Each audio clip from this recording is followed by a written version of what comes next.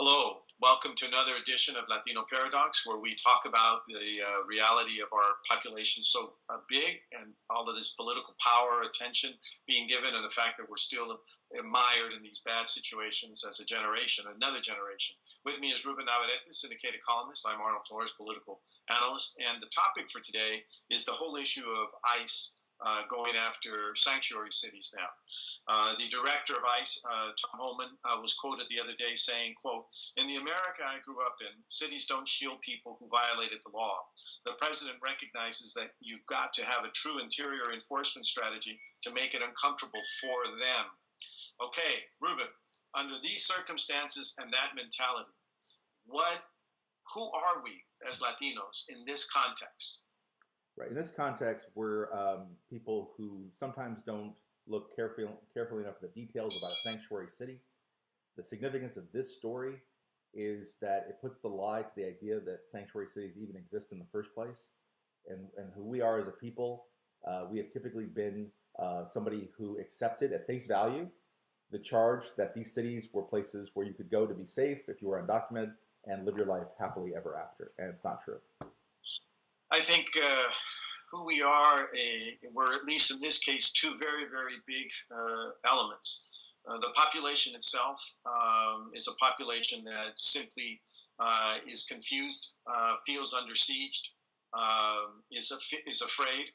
And then the element that advocates, the political element, is concerned very much about protecting this community, but seems to be almost more concerned about wanting to fight. And I think as you fight, you draw more negative attention, and that's exactly what's going on. Our next question is, what do we want? And I'll open up by saying that what we want is some clarity and some recognition that the only error that we've made coming to the United States, the vast majority of our people, is that we want to survive. Yeah. And we want to contribute. And that's what we've done. Largely, that's what we've done. Do we have a criminal element in our community? We absolutely do. And I don't think that anybody in our community wants that criminal element, because most of the time that criminal element is committing crime in our own communities, not against outside, even though there are very celebrated cases like that. And I think that the other side, the political side of us, they want to fight. They want to stand up. They want to stand up to everything that Trump is doing. But I think that is not a very calculated move. That's not a very smart move. And I think these two things they clash with each other. We're not looking for a solution. What we're looking for is we want to respond to the confrontation. People are tired and they want to confront, but they didn't do it with Obama. And now they want to do it overboard with Trump. Right. I think what we want in this case is two things. We want different things, things that are at our odds, things that are conflict. We want a recognition, we want fairness and respect, and we want a recognition of the contributions of immigrants, a recognition that immigrants are the best thing about America, that we want people to come to the country legally, and we absolutely think that's a positive. And we also think that people who come illegally make a very significant contribution, and we should be honest about that. So we want that. But on the other hand, we are raised to respect law enforcement. Half of the Border Patrol is Hispanic. Many law enforcement officers, local, state, and federal level, are Hispanic. We all have members in our family who are somehow connected to law enforcement. Many of us do. And so we don't take lightly the idea that you just want to shrug off this idea of someone who broke the law, violated the law, being allowed to stay here. So we are conflicted. We're ambivalent about illegal immigration and what to do about it. So the answer to the question in terms of what we want things that are often in conflict. Yeah, it's a very good point. Now, you open up, what are we doing wrong? Because this is a very, very sensitive issue. We don't do enough critical thinking. We take at face value, as I said earlier, this idea that the political debate is as people in Washington say it is. And we don't accept the fact that politicians lie, and that sometimes Democrats lie to us, Republicans lie to us, and that in this case, we don't apply enough critical thinking. And we don't scrutinize, as you said, our friends as much as we criticize our enemies. We need to do more of that. But in terms of critical thinking, just because somebody says that a city is a sanctuary city does not mean that ICE can't invade those cities with agents as they're doing now.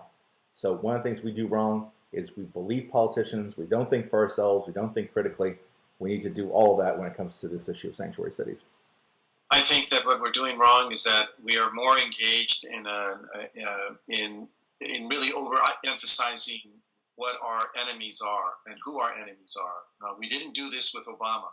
We have gone overboard to the point that we have now drawn that negative attention, that very, very important point that cannot be and should not be lost in this issue.